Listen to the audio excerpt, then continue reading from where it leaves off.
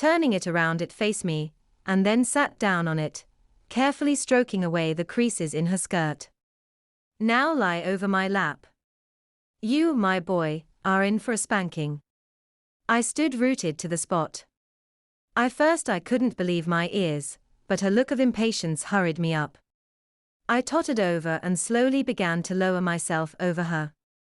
She impatiently grabbed my arm, tugging me down firmly. Normally my guests can just expect to receive the hairbrush from me. But because it is you, I think I will use my hand as well. A life of maintaining a guest house had turned this large woman into quite a powerful woman. As well as my bottom quickly found out. The spanks were hard and fast, covering every area of my bottom. Very soon I was wriggling around, as the pain became increasingly unbearable. Please, Mrs. Hargreaves. I'm really sorry.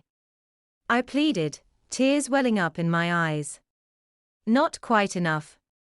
Her spanks continued for a little while longer, before finally, thankfully, she stopped. Now get up and go and stand in that corner, hands on your head. I desperately wanted to rub my bottom, but I didn't dare to disobey Mrs. Hargreaves. I so desperately wanted her to like me again. I couldn't bear to disappoint her again. Just as the heat was starting to subside, Mrs. Hargreaves decided to call an end to my corner time. I looked nervously at the heavy hairbrush she was holding as I moved back over to her lap.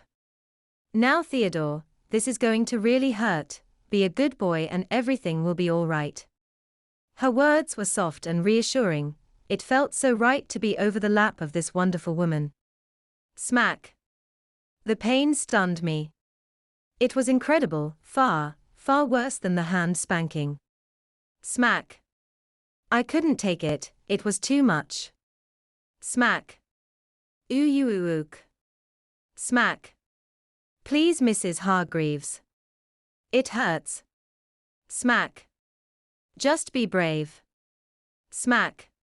It'll all be over soon. Smack. Please. I was sobbing. Smack. Nearly over. Smack. Smack. Smack. The last two were the worst of the lot. My bottom throbbed angrily.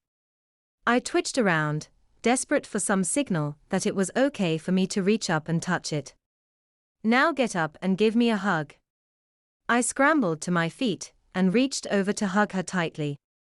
She patted me affectionately on the back. Good boy.